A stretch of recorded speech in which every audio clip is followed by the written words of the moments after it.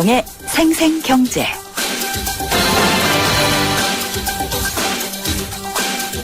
생생경제 김윤경입니다. 오늘 새벽 청와대 앞 세월호 참사로 아이를 잃은 유족들이 모였습니다.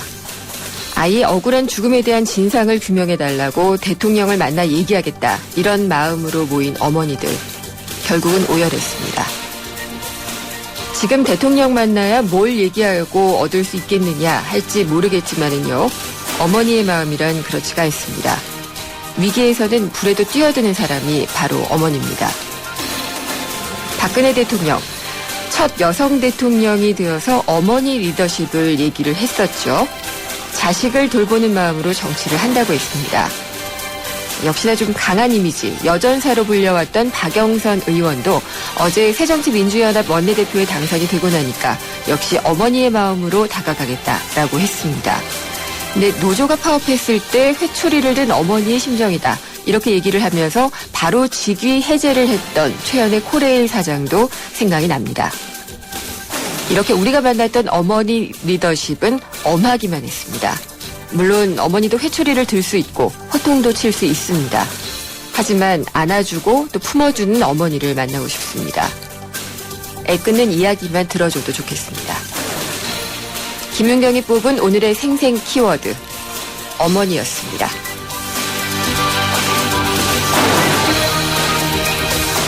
오늘 금요기획 있는 날입니다. 지난 1993년에 도입된 금융실명제, 21년 만에 개정이 됐습니다.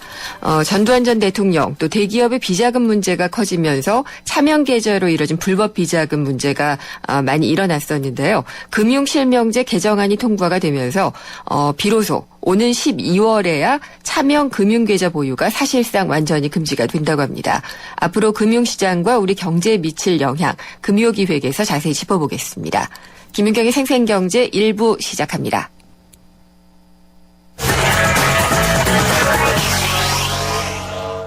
네, 오늘의 증시 알아보겠습니다. 신한금융투자 곽상준 PB팀장입니다. 안녕하십니까? 네, 안녕하십니까. 곽상준입니다. 네, 오늘 시장은 어떻게 끝났나요? 네, 오늘 어제와 좀 상황이 비슷하다고 할까요? 조마조마했습니다만 결국 상승으로 마감되는 모습 보여주었습니다. 이로써 계속해서 하락하기만 하던 증시가, 그러니까 8거래일, 이전에 8거래일 연속 하락하다가 오늘까지 이틀 연속 반등에 성공하는 모습 보여주었습니다. 이틀 연속 반등에 성공한 거래소 종합주가지수는 전일 대비 5.95포인트, 0.31% 상승하면서 1956.55포인트로 장을 마감했는데요.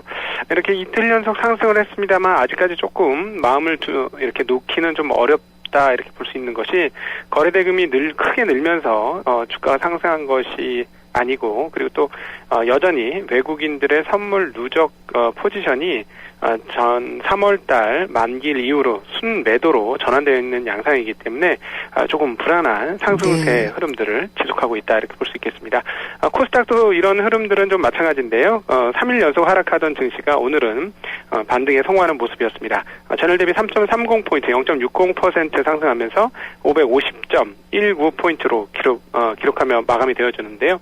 양시장 모두 개인과 외국인은 매도를 했고 기관만이 매수를 하는 양상이었습니다. 그나마 좀 다행인 점은 1950선에서 저가 매수가 좀 들어왔다라는 점, 그리고 또 2000선 이상에서 계속되던 기관들의 매도, 즉 펀드 환매 물량이 1950선부터는 매도 물량이 많이 나오지 않는다, 이렇게 해석해 볼 수 있을 것 같습니다. 기관들이 매수 전환을 한 것으로 봐서는요. 그래서 1950선부터는 하락 속도가 그렇게 빠르지는 않을 가능성이 높아 보인다. 이렇게 정리해 볼 수 있을 것 같습니다. 그럼 외국인들이 좀 사줬더라면은 오늘 더 많이 좀 상승을 했을 수도 있겠는데, 네네. 일단 파는 물량들은 좀 적어지는, 기관 같은 경우에는 그렇군요. 네네네, 그렇습니다. 근데 여전히 좀 걱정이 드는 것은 앞서도 잠깐 말씀드렸습니다만 선물에서 누적 매도 포지션이 점차 늘어나고 있다라는 겁니다. 네. 오늘은 그렇게 크게 늘진 않았습니다만 이 부분은 뭐냐면, 사실은 현물 지수가 빠지더라도 선물의 매도를 많은 양 해놨다면 선물 시장에서 손실 커버가 가능하게 되죠. 그래서 보통 선물을 많이 팔게 된다는 것은 향후에 시장이 떨어질지도 모르는데 대비하는 것이다, 이렇게 볼 수 있는데 외국인들의 포지션이 그렇습니다. 또 하나 그 선물 지수와 그리고 현물 지수 간의 가격 차이를 우리가 스프레드라고 하면서 베이시스라고 부르는데요. 네. 이 베이시스가 보통 선물이 일반적으로 조금 더 높게 형성되는 게 일반인데요. 오늘 마감은 선물 지수가 현물 지수보다 조금 낮게 베이시스가 형성되었습니다. 그래서 이 부분도 다음 주에 조금 부담이 되는 그런 상황이고, 역시나 뭐 이것저것 다 따져봐도 가장 현재 상황에서 좀 걱정스러운 부분은 환율 부분입니다. 네. 오늘도 삼성전자가 1.1% 하락을 하면서 장의 상승을 좀 막는 모습을 보여주었는데요. 그동안 많이 빠지던 현대차와 자동차는 반등을 하는데 성공을 했습니다만, 만약에 환율이 그 현재 상태에서 최근에 보여주었던 급격한 원화 강세, 환율 하락이 나타나게 된다면 좀 걱정이 되는 거죠. 사실 근데 오늘 환율 마감은 전일 대비 1원 80전 환율 상승, 즉 원화 약세 나타내면서 1024원 40전에 마감이 되어졌는데요. 오늘 네. 금통위가 있었습니다. 네. 금통위에서 이제 그 새로운 신임 이주열 하는 총재가 환에 대한 이야기를 참 많이 언급을 했거든요. 그러면서 너무 빠른 것은 바람직하지 않다라는 언급했습니다. 이 정도 하는 총재가 얘기해주면 상당한 그 영향력을 미치는 것이다 이렇게 볼 수 있는데, 그동안 워낙 강세 흐름 된 것과 비교해 봐서 이렇게 그 환율의 반등 폭은 그렇게 크지 않았다 이렇게 정리해 볼 수 있겠습니다. 오늘 네. 1원 80전 그러니까 0.18% 환율 상승 원화 약세가 나타난 것인데요. 하는 총재의 발언까지 감안해 본다면 환율이 내려가는 쪽은 굉장히 빠른 속도로 내려가고 있는데, 내려가면서 올라가고 있는 반등은 네. 좀 약한 흐름. 이게 전형적으로 추가적인 그 원화 약세 쪽으로 가는 것 아니냐 하는 우려감들이 상당히 있고. 원화 그렇게 약세, 된다면 원화 약세가 아니라 강세로 가는? 원화 강세죠. 네. 네, 환율 하락이라면 그렇죠. 좀 이게 항상 헷갈리는데요. 원화 강세로 가게 되면 한국은 수출 제조업 중심의 어떤 산업 구조를 가지고 있기 때문에 아무래도 조금 예전과는 좀 다른 그 어떤 기초체를 가지고 있긴 네. 합니다만 좀 부담이 되는 게 사실이죠. 근데 이제 사실은 이건 예전에도 한번 언급을 드렸습니다만 원화만의 문제라고 보기는 좀 어렵습니다. 그렇죠. 예. 최근에 엔화도 강세였다라는 점을 감안해 보면 제일 걱정이 되고 우려가 되는 부분 그거죠. 미국이라는 큰 나라 하나 먹여 살리기 위해서 신흥국과 다른 그 여타 국가들의 경제가 상당한 어려움을 겪을 수 있다라는 점, 네. 이 부분들이 상당히 우려입니다. 거기에다가 또 뭐 최근에 이제 반등을 하긴 했습니다만 위에나도 같이 약세를 보여주었는데요. 그러니까 세계에서 경제 규모가 가장 큰 두 개의 국가가 자국의 환율을 약세로 계속 그 드라이브를 한다 이렇게까지 표현해도 과언은 아닌 것 같습니다.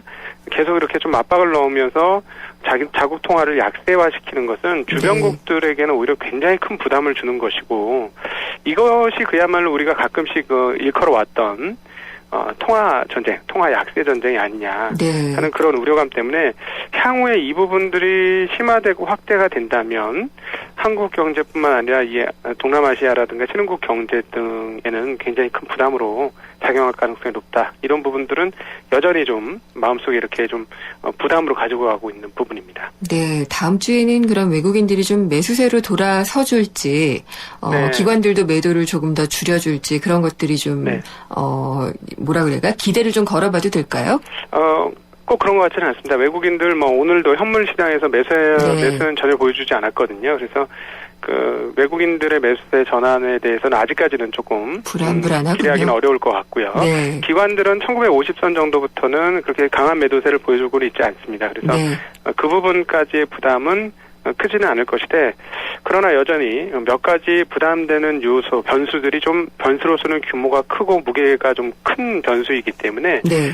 일정 수준 시장이 조금 하락할 수 있다라는 것들은 감안하고 시장을 바라보시면 좋겠습니다. 그러나 지금 2년이 넘는 가두리 장세 아니겠습니까? 그렇죠. 예, 그러니까 1950선 이하에서 매수했던 분들은 지난 2년 반 정도의 기간 동안에 실패함이 없었다. 지수상으로만 보면 그렇게 볼 수 있습니다. 그래서 알겠습니다. 오히려 예. 떨어지면 좀 용기를 가지시는 것이 오히려 필요한 시점이다. 공포에 빠지지 말자라는 네. 말씀도 드리고 싶습니다. 특별하게 재료가 없이 올랐기 때문에 좀 불안한 마음을 가지고 다음 주에도 좀 신중하게 투자를 해야 될 것 같습니다. 말씀 잘 들었습니다. 네, 감사합니다. 신한금융투자의 곽상준 PB팀장이었습니다.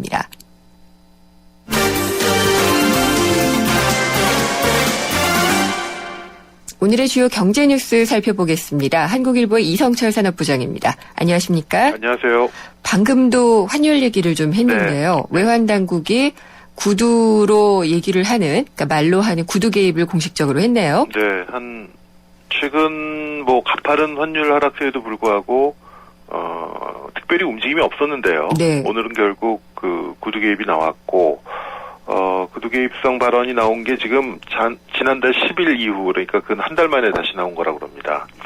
오늘 그 기획재정부가 최인함 국제금융정책국장 명의로 메시지를 내서 정부는 최근 환율 움직임과 관련해서 외국인 자금 유입, 또 역외 선물한 거래, NDF라고 하죠.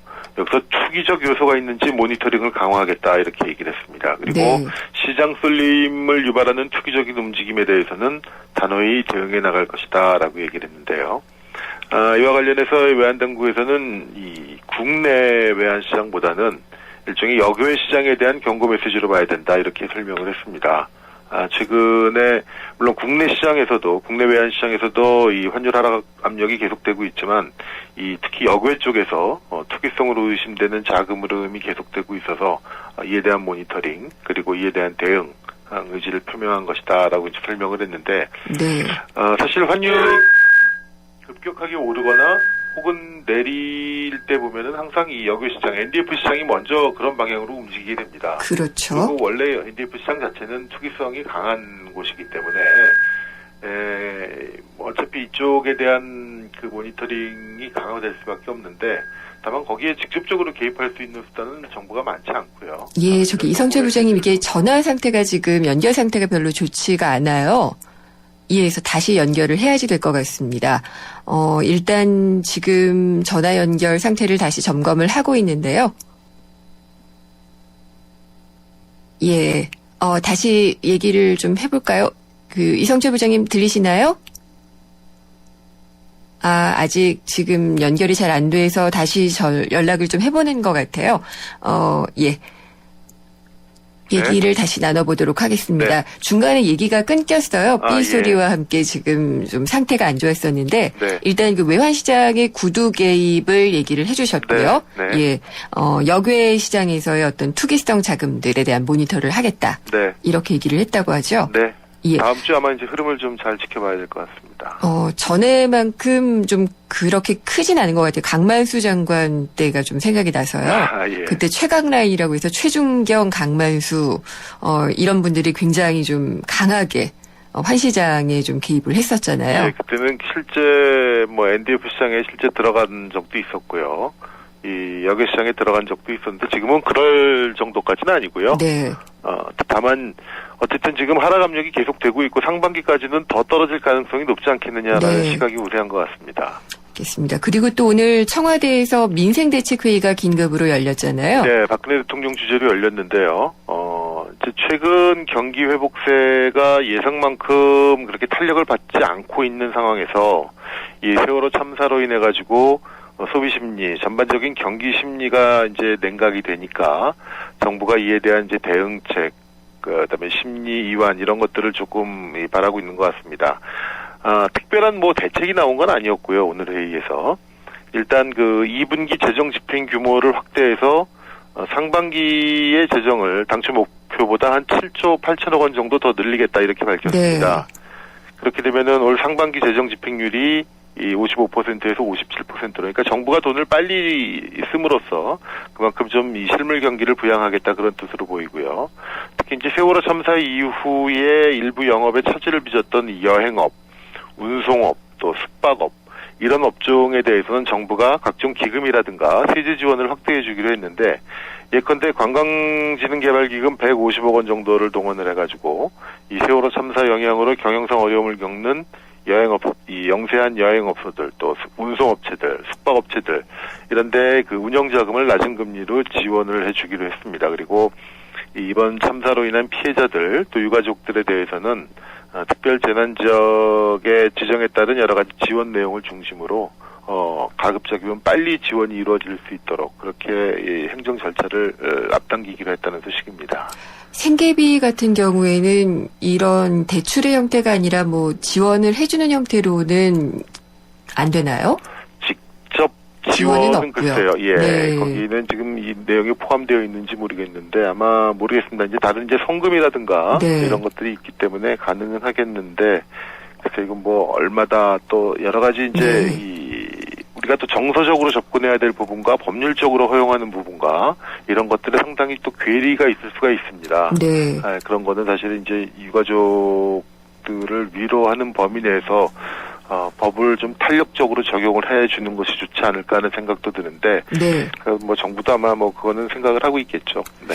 알겠습니다. 이게 사실 민생대책회의를 긴급으로 연다고 해서 하루 이틀 사이에 대책이 확 나올 수 그렇죠. 있는 것은 아닌데, 네. 그래도 뭔가 좀 시원한 게 있었으면 했던 바람이어서요. 네. 좀 여쭤봤고요. 오늘 금융통화위원회가 열렸는데요. 이주열 총재가 취임한 지 2번째죠? 예. 취임 후 2번째였고 예상대로 금리는 뭐 동결입니다. 아마 당분간 계속 동결로 가지 않을까 싶은데요. 네. 이제 끝나고, 이 금통위가 끝나고 기자회견에서 이주열 총재가 이 세월호 참사로 인한 소비 경기 상황에 대해서 언급을 했습니다. 확실히 소비 심리가 위축이 됐다, 이렇게 얘기를 했습니다. 그리고, 내수 움직임 같은 것을 면밀하게 점검을 해 봐야 될 것 같다라는 얘기도 했는데요. 사실 과거 참사 때는 한두 달 안에 이제 소비 위축 영향이 그치기도 했다는 이제 그 과거의 예를 들면서 하지만 이번에는 2분기 내내 지금 상황이 계속될 수도 있다 이렇게 얘기를 했습니다. 무슨 얘기냐면 결국 이 세월호 참사라는 것이 참사가 준 충격이 과거 우리 뭐 사회에 우리나라에 뭐 여러 가지 형태의 재난들이 있었습니다만 참 비교할 수 없을 정도로 이번엔 큰 충격을 준 거 아니겠습니까? 네. 그러다 보니까 개인들의 소비 심리라든가 어떤 이런 심리적인 상태에 미치는 영향이 과거 때보다는 훨씬 클 수밖에 없는 것이고 그렇기 때문에 이 과거에 있었던 재난 때에 재난이 가져온 어떤 경제적인 영향 그것이 미치는 기간 이때보다는 훨씬 크고 깊을 가능성이 있다는 게 지금 한국은행의 판단인 것 같습니다. 그렇군요. 그러면은 미국의 양적 완화 축소라든지 뭐 이런 부분을 감안을 할 때 올해 말쯤에는 뭐 금리를 올릴 수도 있지 않겠느냐 이런 얘기들도 나왔는데 네. 아직 그렇게까지 내다보기에는 좀 이르군요. 뭐 그때 경제 상황이 어떻게 될지 모르겠습니다만 물론 그리고 네. 긴 트렌드에서 본다면 이번 세월호 참사가 주는 경제적인 충격이 뭐 아주 장기적인 영향을 미치지는 않을 것으로 봅니다. 네. 근데 다만 모두가 예상컨대 아마 하반기쯤에는 금리를 올리지 않겠느냐라는 관측들이 나왔는데 일단은 우리 경제의 실물 경기 회복 속도가 굉장히 지금 더디게 진행이 되고 있기 때문에 경우에 따라서는 뭐 내년으로 넘어갈 가능성도 충분히 있다고 봐야 되겠죠. 네. 이제 이건 뉴스도 안 되는 것 같다는 생각이 들 정도로 좀 암울한데 개인정보가 또 유출이 됐나요? 네. 그 토니몰이라고요. 예. 이게 아마 그 브랜드 요즘 로드샵이라고 그러던가요? 이제 중저가 화장품 중저가 브랜드인데요. 네. 예. 여기 또 개인정보 유출 사고가 났습니다. 이 온라인 회원 50만 명의 정보가 새나갔는데요. 물론 이 오프라인에서 관리하는 매장이라든가 뭐 결제 정보 이런 건 안 나갔고 이름, 아이디, 그다음에 전화번호, 이메일 뭐 이런 것들이 나갔는데 그렇다 하더라도 50만 명 정보가 새나갔다는 건 상당히 큰 규모고요. 예. 그리고 사실 우리가 좀 면밀하게 봐야 될 것이 금융기관의 대형 해킹이라든가 이런 것들만 생각했는데 우리가 이 회원 형태로 가입되어 있는 게 굉장히 많지 않습니까? 그렇죠. 저도 아마 모르면 몰라도 아는 것 모르는 것 합하면 20, 30개 정도는 충분히 네. 어딘가에 회원 가입이 되어 있을 것 같은데 그 중에는 보안 실태가 탄탄한 대형 뭐 금융기관이라든가 공공기관도 있겠습니다만은 그렇지 않은 곳들도 많은데 과연 이런 곳에서 제대로 과연 개인들의 회원 정보 관리가 되고 있는 것인지 어떻게 보면 그런 쪽이 더 사각지대가 아닌지 하는 생각도 좀 하게 됩니다. 네. 참 걱정이 되는 그런 사태네요. 네. 예, 말씀 잘 들었습니다. 네. 감사합니다. 한국일보 이성철 산업부장이었습니다.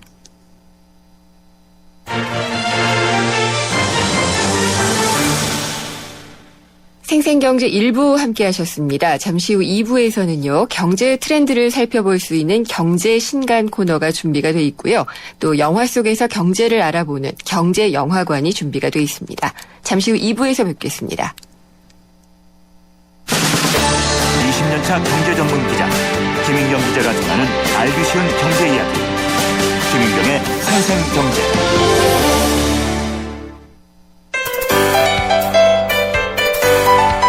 알쏭달쏭 경제상식 퀴즈.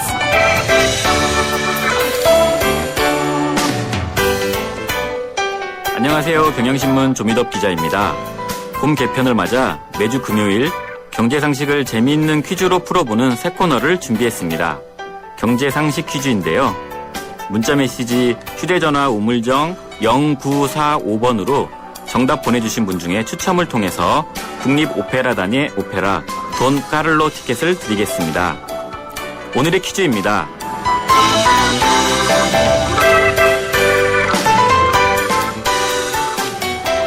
올해 한국을 찾는 중국인 관광객이 처음으로 500만 명을 넘을 거라고 합니다. 드라마 별에서 온 그대가 중국에서 선풍적인 인기를 끈 상황에서 지난주엔 중국의 노동절 연휴가 4일 동안 이어지면서 중국인 관광객 특수를 다룬 기사들이 쏟아져 나왔습니다. 그 기사에 많이 등장한 용어인데요. 국내 여행업계에서 중국인 관광객을 지칭할 때 쓰는 중국어입니다. 한자로 읽으면 유객, 즉 놀러온 손님이란 뜻입니다. 이 말은 무엇일까요? 1번 락커, 2번 요커, 3번 뉴요커. 정답을 아시는 분은 문자메시지 휴대전화 우물정 0945번으로 정답을 보내주시면 됩니다.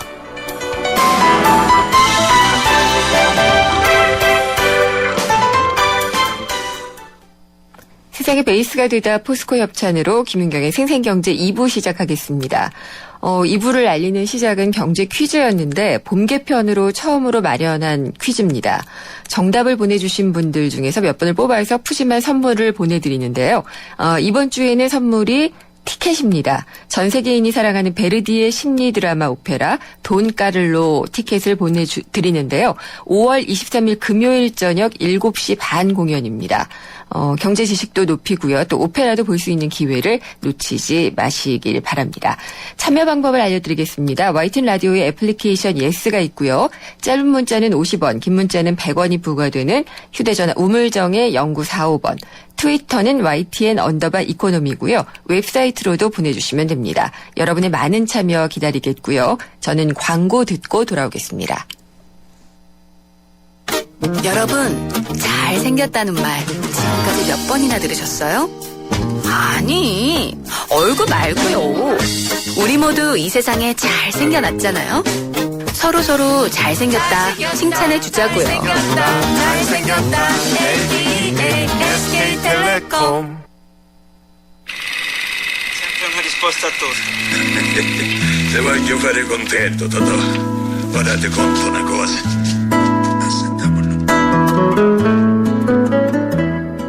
경제가 어떻게 보면 어려울 수도 있지만요. 어렵지만 하지도 않고 또 멀리 있지도 않은 것이 바로 경제입니다.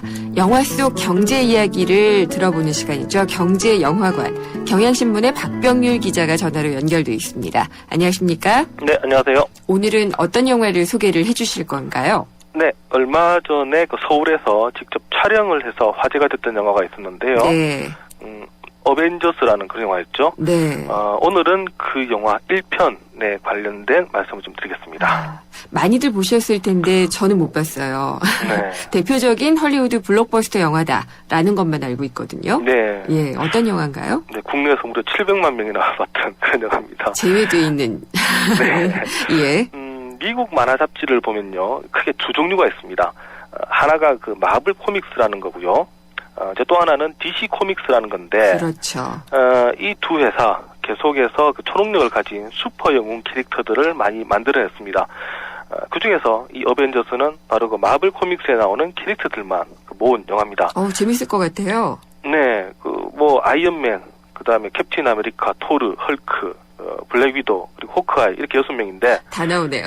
네, 아마 예. 낯익은 캐릭터들도 있을 거고요. 또 우리한테는 약간 좀 낯선 그런 캐릭터들도 있습니다. 이 마블 코믹스는 이미 그 전에 각계 캐릭터들만을 영화로 해서 전 세계 관객들에게 선보인 적도 있었는데요. 아이언맨, 토르, 헐크는 국내에서도 개봉했었고 상당히 인기를 끌었습니다. 그러다 보니까 어벤져스가 또 국내에서 큰 흥행을 했었고, 어벤져스 2에서는 국내 촬영분을 일부 가져와서 또 직접 촬영하는 바람에 화제가 많이 됐었습니다. 그럼 영웅들의 굉장히 협업을 잘하는 그런 얘기인가요? 줄거리가 어떤 건가요? 네.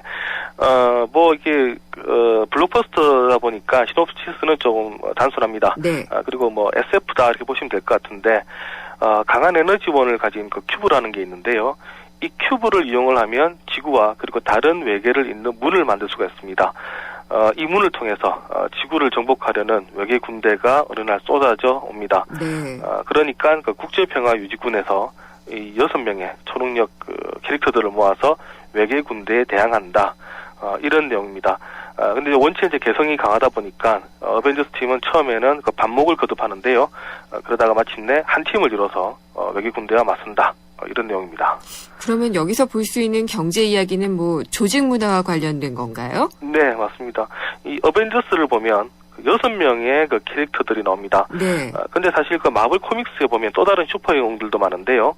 대표적인 게 스파이더맨 그리고 또 엑스맨이 있습니다. 예, 왜 안 들어왔죠? 그렇죠. 이 스파이더맨하고 엑스맨까지 더 들어가면 외계 군대 맞설기 훨씬 쉬웠을 텐데. 그럴 것 같은데. 예, 왜 안 들어갔을까? 예. 이때 생각해 볼 수 있는 게 바로 링겔만 효과라는 게 있는데요. 네. 팀원은 많으면 많을수록 유리하지 않을까라고 생각합니다만 실제로는 조직 속에 개인이 많이 늘어날수록 오히려 성과가 떨어지는 경향이 있다고 합니다. 이게 바로 링겔만 효과입니다. 링겔만이라는 사람이 아마도 발견을 해냈나 봐요. 네, 맞습니다. 이미 100년 전에 연구가 이루어졌는데요.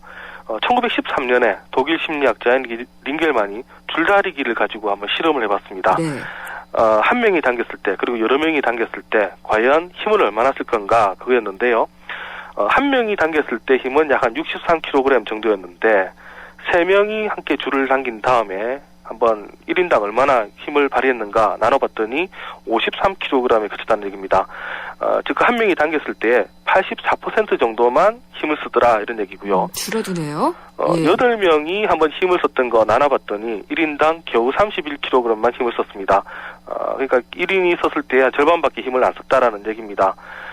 즉 그 어떤 조직에서 개인의 수가 늘어나니까 그 익명성에 숨어서 최선을 다하지 않는 사람이 생겨났다 이런 얘기입니다. 네. 우리가 흔히 생각할 때 1+1은 2가 될 거다 생각을 하지만 실제로 이제 팀에서는 1.5가 되든지 아니면 오히려 1이 되는 경우도 있다.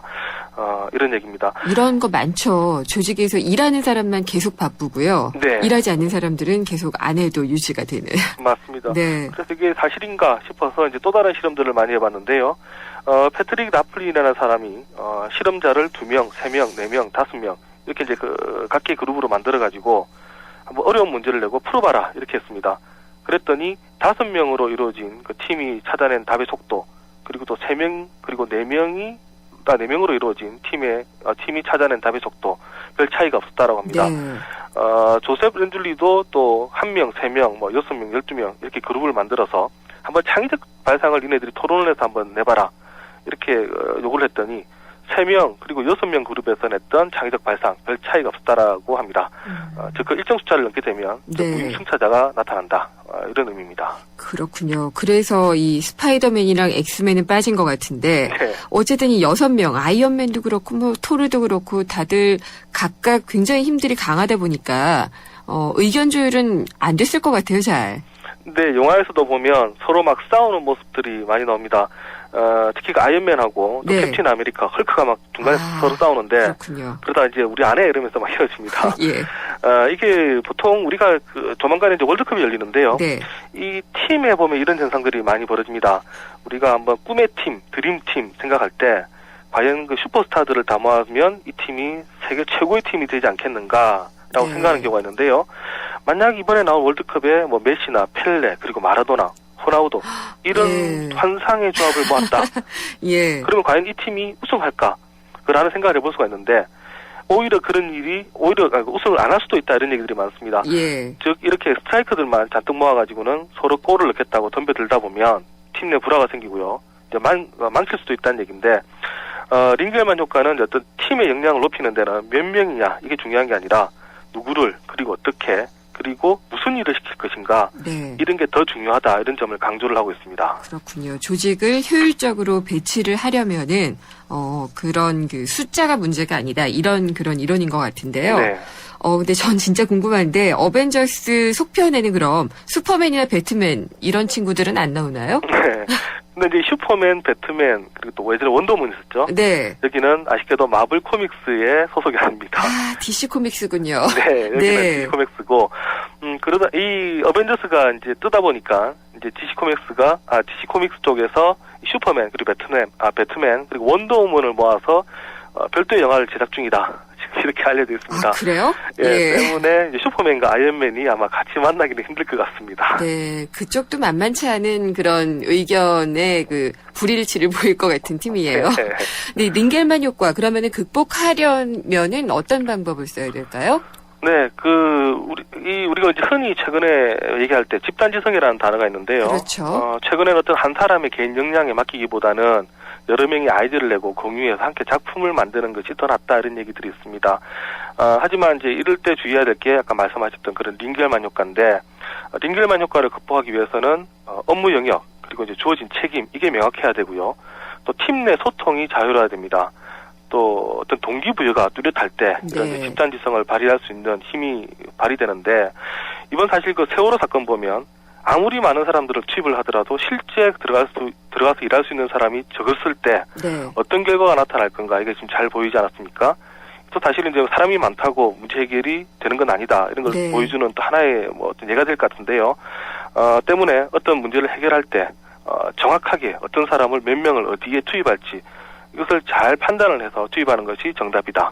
이렇게 얘기를 할 수가 있을 것 같습니다. 그 주체가 바로 컨트롤 타워가 될 것이고요. 네. 리더십이 되겠죠. 맞습니다. 예, 그게 없으면은 이런 영웅들도 다 헛것이 될 수 있다는 그런 링겔만 효과 알아봤습니다. 오늘 말씀 잘 들었습니다. 네, 감사합니다. 경향신문의 박병률 기자였습니다.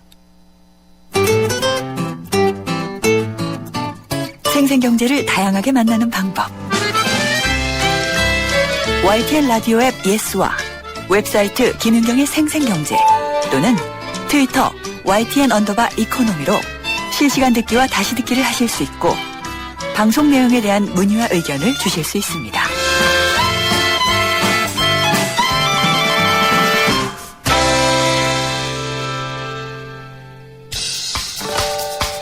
생생경제가 뽑은 이 한 권의 책, 화제의 경제신간. 영화에서 경제 이야기 알아봤는데요. 이번에는 따끈따끈한 경제 신간을 통해서 경제를 들여다보도록 하겠습니다. 홍순철 북칼럼니스트가 전화로 연결돼 있습니다. 안녕하십니까? 네, 안녕하세요. 오늘은 어떤 책을 소개를 해주실 건가요? 예, 요즘 뭐 감성, 경영 이런 이야기 우리가 자주 듣고 있는데요. 그래서 오늘 소개해드릴 책은 감성의 끝에 서라라고 하는 제목의 책입니다. 네. 어떤 분이 이런 말을 했다고 그래요. 내가 만약 대학교의 총장이 된다면 전공 불문하고 모든 학생들이 반드시 들어야 하는 필수 과목 하나 만들겠다. 어떤 과목이죠? 예, 그 과목의 이름이 당신의 눈을 잘 쓰는 법이라는 과목이라는 거예요. 우리가 보는 이 눈이요? 그렇죠. 예. 근데 이 같은 과목을 만들겠다고 말하는 사람이 다름 아닌 헬렌 켈러였다고 그럽니다. 오, 예. 상식적으로 이해가 잘 되지 않잖아요. 못 보고, 못 듣고, 말도 못하는 그렇죠. 그런 고통을 겪었는데요. 맞습니다. 정작 이분이 앞이 보이지 않았기 때문에 눈을 갖고 있는 사람들이 무엇을 볼 수 있는지 궁금했을까? 아니면 정작 눈을 갖고 있는 일반 사람들에게 진짜 세상을 보는 방법을 알려주고 싶었던 것일까? 궁금한 사항인데요. 사실 우리가 앞을 볼 수 있는 두 눈을 갖고 있다라는 건 상당히 감사한 일입니다. 그렇죠. 예, 또 우리 두 눈을 가지고 하루에도 수많은 것들을 보고 있죠. 지금 우리 눈앞에 여러 가지 것들이 보이고 있습니다. 나무도 네. 보이고요. 또 회사에 있는 분들은 컴퓨터, 책상, 마우스 이런 것들이 보일 텐데 네. 이 책은 이렇게 우리의 눈으로 보는 거 이건 단순한 1차원적인 보임이다. 이렇게 이야기를 하고 있습니다. 1차원적인 보임이라고 하니까 아마 3차원적인 보임이나 다차원적인 보임을 얘기할 것 같은데요. 여기서 잠깐 책 속의 내용을 들어보고 얘기를 다시 나누도록 하겠습니다.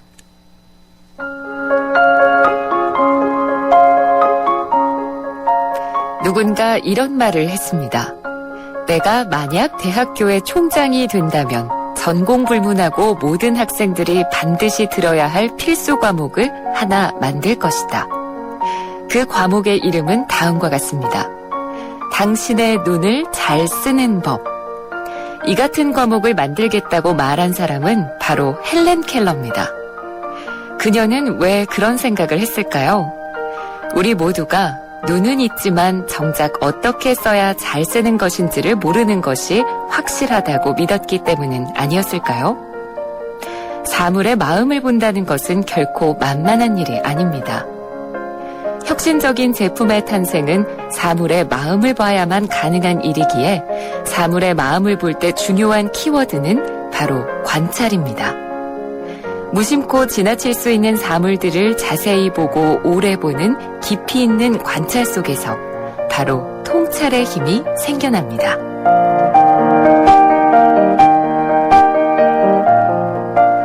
감동적인 헬렌 켈러의 이야기인데, 그러니까 헬렌 켈러가 이야기하는 보임, 이거는 1차원적으로 우리가 그냥 보는 것이 아니라 고차원적으로 보는 방법이 있다. 그게 통찰이다. 이렇게 얘기를 하고 있는 것 같네요. 그렇습니다.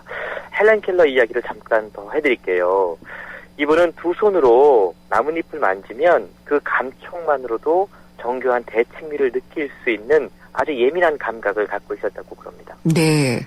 그러니까 하늘은 그녀에게 눈을 선물하지 않았지만 사소한 것에서도 아름다움을 느낄 수 있는 일종의 마음의 눈을 선물을 했다라는 거죠. 그렇군요. 그런데 이렇게 마음의 눈을 가졌던 사람이 헬렌 켈러뿐만이 아니었습니다. 책에 보면 소설가 마르셀 프루스트가 했던 이야기가 소개가 되는데요. 네. 진정한 발견은 새로운 땅을 찾는 것이 아니라 새로운 눈을 갖는 것이다. 이런 이야기 했다고 그러고요. 네.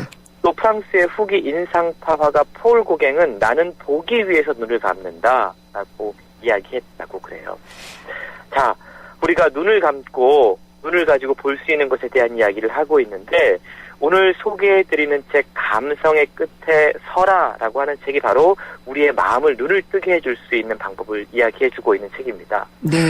이 책의 저자인 강신장 씨는 오리진이 되라라는 책으로 너무나 잘 알려진 베스트셀러 작가이면서 또 창조 경영 전문가인데요. 또 공저자인 황인원 씨는 시인입니다. 그러니까 창조 경영 전문가와 시인이 만나서 한 권의 책을 탄생시킨 건데요.